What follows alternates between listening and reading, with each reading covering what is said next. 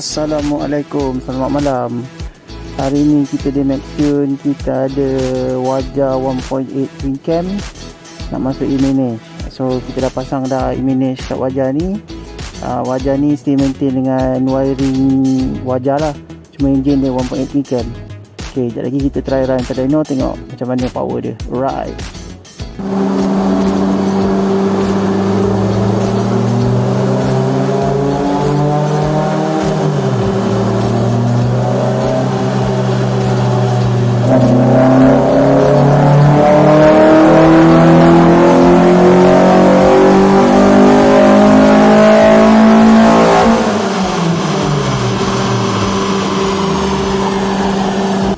Ok, ni kita dah buat run dah tadi untuk Waja ni.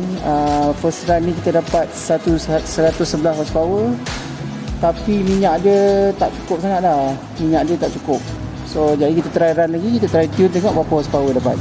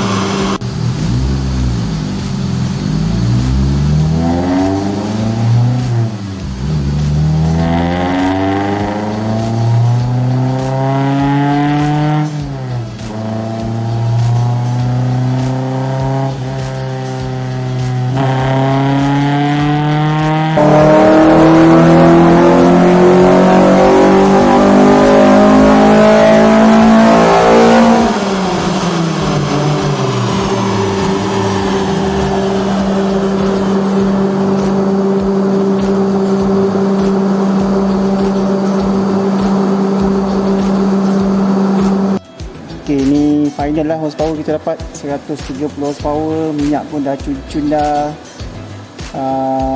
Boleh lah, beza banyak lah ni, dalam 20 horsepower lah naik. So akan ada beza lah. Kita macam biasa bagi owner try test dulu, lepas tu kita tengok lah macam mana nanti. Okay ke tak okay. Right.